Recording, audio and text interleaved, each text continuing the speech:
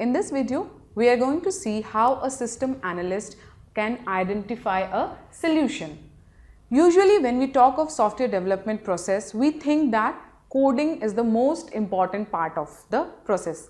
However, coding is just one of the steps.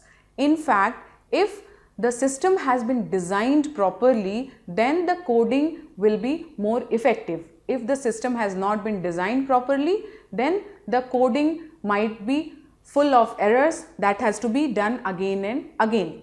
That means that you have to work more. That is why identifying the solution is very important and designing the system based on that before any coding can take place.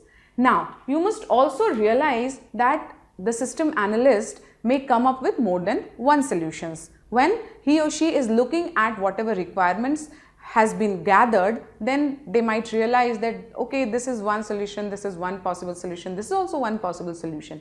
But when you are developing a system, there can only be one system. That means there can be only one solution. So what is to be done in that case?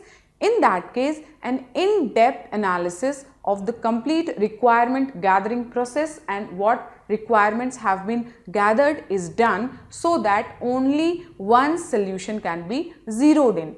For this purpose, many visual aids are used by the system analyst. Some of these are flowcharts, data flow diagrams, entity relationship diagrams, etc.